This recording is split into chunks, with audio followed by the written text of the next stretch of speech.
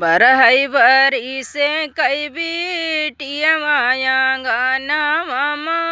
ठाड़ी तव के सियासु खामई तव के सियासु खामई हो बहनी द्वारे से आए हैं राजा तव बेटी पैना जर परई बेटी पैना जर परई हो रानी की हकाई बेटी आसा यानी आंगन मामा ठाड़ी आंगन मामा ठाड़ी उहो रानी की हकाई धेरी आसा यानी आंगन मामा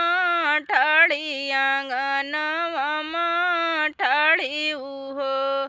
राजा बिरना कई धेरी आसा यानी फूफू के घर या मैया आंगन मामा ठाड़ी आंगन मामा ठाड़ी उहो राजा बिरना कई धेरी आसा यानी फूफू के घर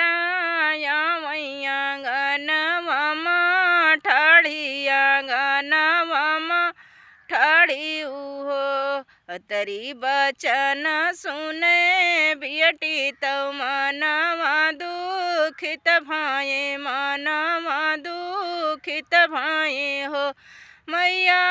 हम जमुना डूबी मरबई पापा से न बतायऊ बाबा से न बतायऊ हो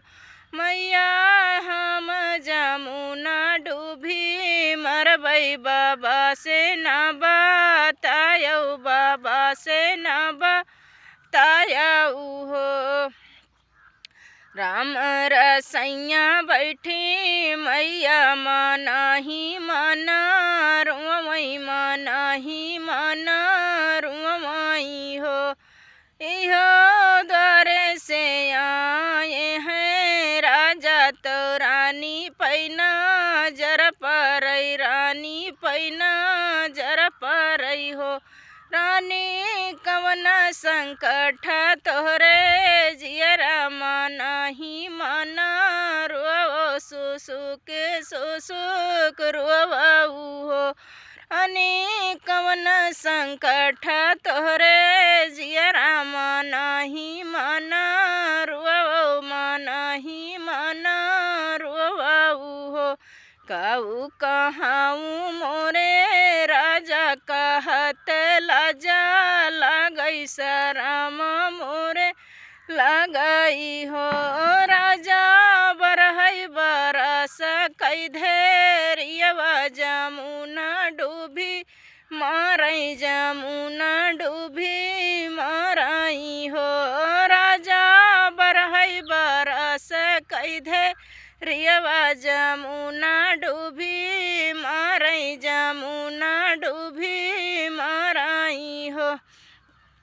रानी तू ही मोरी रानिया से रनिया तू काहे न बतायू तू काहे न बतायू हो रानी कौनौ राजा न घरे बियहित मैं पाऊँ न पा खरते मैं पाऊँ न पा खरते हो रानी हम हो करीते कन्या दान तरन तर जाते प्रभु के शरण लगते प्रभु के शरण लगते हो रानी हम हूँ करीते कन्या दान प्रभु के शरण लगते तरन तर